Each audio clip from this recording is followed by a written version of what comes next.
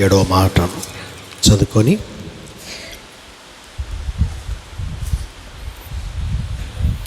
త్వరగా ముగించుకుందాం. 23వ అధ్యాయము లూకాసు వార్త 44వ వచనం. అప్పుడు రామారామి మధ్యాహ్నమాయెను. అది మొదలుకొని 3 గంటల వరకు ఆ దేశమంతటి మీద చీకటి కమ్మెను. సూర్యుడు అదృశ్యుడాయెను. గర్భాలయపు తెర నడిమికి చినిగెను. అప్పుడు యేసు గొప్ప శబ్దంతో కేకవేసి, తండ్రి, నీ చేతికి నా ఆత్మను అప్పగించుకొనుచున్నాను అనెను.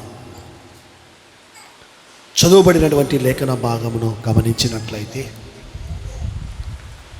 బైబిల్లో యేసుక్రీస్తు ప్రభుల వారు చివరిగా 7వ మాట పలికినటువంటి మాట ఏంటంటే, తండ్రి, నా ఆత్మను నీ చేతికి అప్పగించుకొనుచున్నాను. మనిషికి శరీరము, ఆత్మ 2 ఉంటాయి. ఇవి మనుషులకు మాత్రమే ఉంటాయి. జంతువులకు, పక్షులకు ఉండవు. జంతువులకు, పక్షులకు, మృగాలకు శరీరం ఉంటుంది, కానీ ఆత్మ ఉండదు. ఆత్మ ఉంటే అవి మాట్లాడతాయి. కాబట్టి మానవుని యొక్క జీవితంలో శరీరము, ఆత్మ. యేసుక్రీస్తు ప్రభుల వారు మానవునిగా వచ్చాడు, నరునిగా వచ్చాడు, దేవుని కుమారునిగా వచ్చాడు. కాబట్టి తన పని పూర్తి అయిపోయిన తరువాత యేసుక్రీస్తు ప్రభుల వారు పరలోకపు తండ్రికి ఆత్మను అప్పగిస్తూ ఉన్నాడు. ఈ ఆత్మ ఆదికాండము 2వ అధ్యాయములో నరుణ్ణి నేల మట్టితో తన రూపములో, తన పోలికలో నిర్మించి తయారు చేసి వాని నాసికారంధ్రములలో దేవుడు జీవ ఆత్మను ఊదేను. అప్పుడు నరుడు జీవాత్మ ఆయెను. నరునికి యెహోవా పెట్టిన దీపం ఆత్మ. ఈ ఆత్మ ఈ శరీరము ఆత్మ 2 ఉంటాయి. శరీరము కనబడుతుంది కానీ ఆత్మ కనపడదు. ఈ ఆత్మ దేవుడు ఇచ్చాడు. కాబట్టి మనము చనిపోయారు అంట. మన్నైనది వెనకటి వల్లే మన్నైపోవును. దేవుడు తాను దయచేసిన ఆత్మ దేవుని యొద్దకు చేరునని ప్రసంగి గ్రంథములో 12వ అధ్యాయంలో 7వ వచనములో ఆ మాట ఉంది. ఆత్మయే జీవింపచేయుచు ఉన్నది, కేవలము శరీరము నిష్ప్రయోజనమని యేసుక్రీస్తు ప్రభుల వారు చెప్పాడు. కాబట్టి ఈ ఆత్మను మనము ఎవరికి చేతికి అప్పగించాలి? దేవుని చేతికి అప్పగించాలి. యేసుక్రీస్తు ప్రభుల వారు ఇంచుమించు 3 గంటల వేళలో మధ్యాహ్నము 3 గంటలప్పుడు ఆత్మను తండ్రికి అప్పగించినప్పుడు భూలోకం అంతా కూడా బద్దలైపోయింది. సూర్యుడు అదృశ్యుడైపోయాడు, చంద్రుడు క్షీణించిపోయాడు. ఇదిగో దేవాలయపు అడ్డుగా ఉన్న తెర 2 భాగాలైపోయింది. అంటే పాత నిబంధన కాలములో మందిరములో 2 భాగాలు ఉండేటివి. పరిశుద్ధ స్థలము, అతి పరిశుద్ధ స్థలం. అతి పరిశుద్ధ స్థలములో పాత నిబంధన కాలములో లేవీలు మాత్రమే, యాజకులు మాత్రమే, దైవ సేవకులు మాత్రమే అతి పరిశుద్ధ స్థలానికి వెళ్ళాలి. వాళ్ళు మాత్రమే మందసాన్ని పట్టుకొని బోధించాలి. ఒకవేళ పొరపాటున విరోధంగా వెళ్ళి బోధించినట్లయితే రాజైన ఉజ్జియా వ్యతిరేకంగా అతి పరిశుద్ధ స్థలంలోకి వెళ్ళి మందసాన్ని పట్టుకొని బోధించినప్పుడు అక్కడికక్కడే నొసట కుష్ఠరోగం వచ్చినట్లు బైబిల్ చెప్తుంది. మందసం ఒకసారి దావీదు పురానికి మోసుకొని వచ్చేటప్పుడు, ఎద్దుల బండి మీద మోసుకొని వెళుతూ ఉన్నప్పుడు ఆ ఎద్దుల బండి మీద ఉన్న మందసము కింద పడుతూ ఉన్నప్పుడు ఒక వ్యక్తి వెళ్ళి చేయి చాపినప్పుడు అక్కడికక్కడే చనిపోయాడు. అంటే పాత నిబంధన కాలంలో కేవలము పరిశుద్ధ బైబిల్ గ్రంథాన్ని పట్టుకోవాల్సింది ఎవరంటే లేవీయులు, యాజకులు మాత్రమే దాన్ని మందసము అంటారు. వాళ్ళు మాత్రమే మోయాలి, వాళ్ళు మాత్రమే ప్రకటించాలి, వాళ్ళు మాత్రమే చదవాలి, వాళ్ళు మాత్రమే ప్రార్థించాలి, వాళ్ళు మాత్రమే పరిశుద్ధ స్థలము ఎక్కి ప్రకటించాలి లేక ప్రార్థించాలి. అలాంటి అడ్డుగా ఉన్నటువంటి గోడ యేసుక్రీస్తు ప్రభుల వారు ఎప్పుడైతే కలవరి శిలువలో గొప్పగా కేకలు వేసి తన ప్రాణాన్ని విడిచాడో, మత్తయి రాసిన సువార్తలో మనం చూసినట్లయితే ఈయన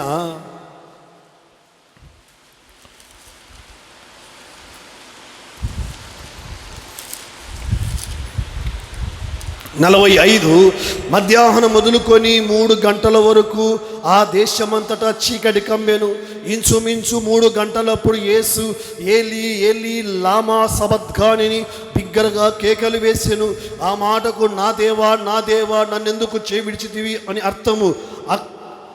అక్కడ నిలిచి ఉన్న వారిలో కొందరు మాట విని ఇతడు ఏలియాను పిలుస్తున్నాడని వెంటనే వారిలో ఒకడు పరిగెత్తుకొని పోయి స్పంజి తీసుకొని చిరకాలో ముంచి రెల్లును తగిలించి ఆయనకు త్రాగనిచ్చాను.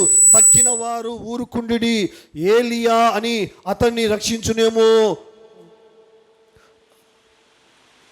చూద్దామని యేసు మరలా బిగ్గగా కేకలు వేసి ప్రాణము విడిచెను. అప్పుడు దేవాలయపు తెర పైనుండి కిందికి 2గా చినిగెను. భూమి వణికెను, బండలు బద్దలాయను, సమాధులు తెరవబడెను.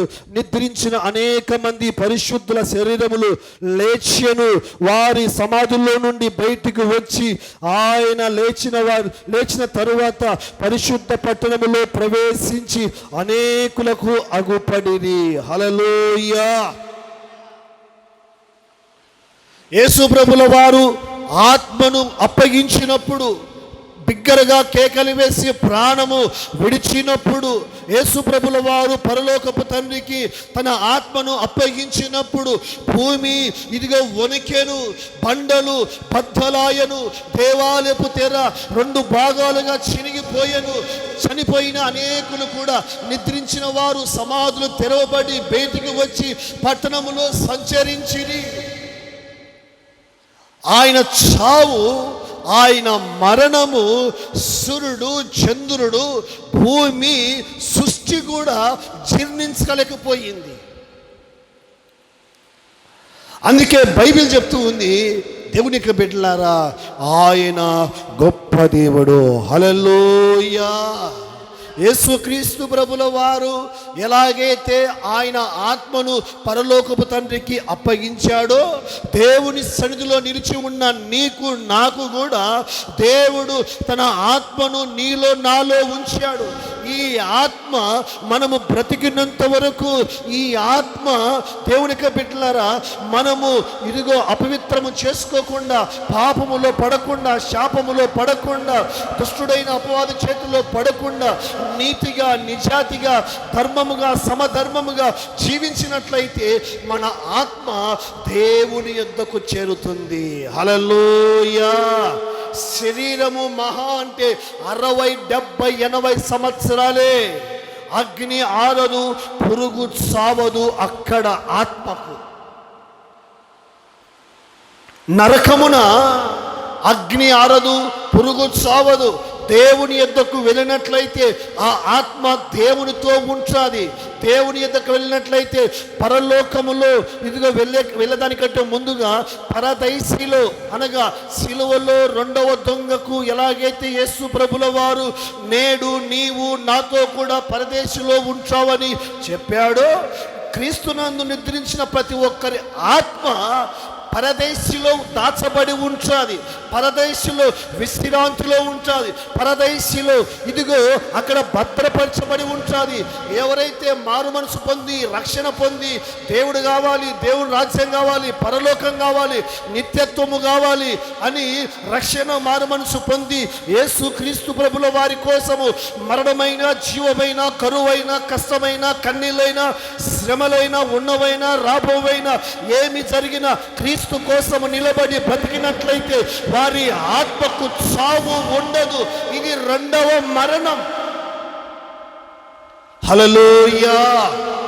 మరణము కంటే భయంకరమైన మరణము ఏమిటంటే రెండవ మరణం. ఈ రెండవ మరణము వెళ్ళకూడదని మనమందరం కూడా మన ఆత్మను దేవునికి అప్పగించే వారిగా ఉండాలి. హల్లెలూయా. నేడు నీవు నాతో కూడా పరదేశంలో ఉందువు. దేవుని యొక్క బిడ్డలారా, లాజరు చనిపోయినప్పుడు అబ్రహాము రొమ్మున ఆనుకున్నాడు. ధనవంతుడు చనిపోయినప్పుడు పాతాళములో యాతన పడి కేకలు వేస్తూ ఉన్నాడు. తండ్రి అయిన అబ్రహామా, నీళ్లు లేక నేను ఈ యాతన పడుతున్నాను. ధనవంతుడు మాట్లాడే మాటలు ఎవరికి వినపడుతున్నాయి? అబ్రహాముకి వినపడుతూ ఉన్నాయి కదా. అంటే పాతాళానికి, పరదేశికి దగ్గర. ఎప్పుడైతే యేసుక్రీస్తు ప్రభుల వారు ఆర్భాటముతోనూ ప్రధాన దూత శబ్దముతోనూ కడబూర మొరగగానే రెండవ రాకడలో యూదా గోత్రపు కొత్త సింహమై వచ్చేటువంటి ఆ సమయంలో ఇదిగో పరదేశిలో ఉన్నటువంటి ఆత్మలన్నీ కూడా వచ్చి సమాధులు తెరవబడి ఆ మహిమగల శరీరమును ధరించుకొని యేసుక్రీస్తు ప్రభుల వారి రెండవ రాకడలో ఎత్తబడుతారు. హల్లెలూయా. సార్వత్రిక సంఘముగా ఎత్తబడుతారు. ఎవరైతే రక్షణ మారు మనసు బాప్తిసము లేకుండా విడవబడుతారో వారికి 7 ఏళ్ల శ్రమ తరువాత యేసుక్రీస్తు ప్రభుల వారు 1000 ఏళ్ల పరిపాలన జరుగుతుంది. 1000 ఏళ్ల పరిపాలన జరిగిన తరువాత ధవళ సింహాసనం మీద కూర్చున్న పరలోకపు తండ్రి తీర్పు తీరుస్తాడు. అప్పుడు యేసుక్రీస్తు ప్రభుల వారు దేవుని యొక్క బిడ్డలారా తన యొక్క ఒడిలో, తన రాజ్యములో నీకు నాకు స్థానము యేసుక్రీస్తు ప్రభుల వారు ఇస్తాడు. కాబట్టి ప్రభు నమ్ముకున్న మనం మన ఆత్మ అపవిత్రం కాకుండా, భంగం కాకుండా మనము ఆత్మానుసారంగా జీవిస్తూ యేసయ్య కృపలో బ్రతకాలని దేవుడు కోరుకుంటున్నాడు. మన ఆత్మ నరకానికి వెళ్ళకూడదని యేసు ప్రభు 2000 సంవత్సరాల క్రితం నీ కొరకు నా కొరకు తన్ను తాను బలిగాను అర్పణగాను అప్పగించుకున్నాడు. హల్లెలూయా. నీ కొరకు నా కొరకు నిలువెల్లా గాయపరచబడ్డాడు. నీ కొరకు నా కొరకు ఉమ్మి వేపించుకున్నాడు. నీ కొరకు నా కొరకు ఆకాశానికి భూమికి పక్షిలాగా వ్రేలాడి ప్రాణం పెట్టాడు. ఎందుకంటే రెండవ మరణములో మనకు పాలు పంపులు ఉండకూడదని యేసు ప్రభుల వారు మొదట మన కోసము చనిపోయాడు. హల్లెలూయా. చనిపోయాడు. ఎక్కడికి పోయాడు? ఎక్కడికి పోయాడు?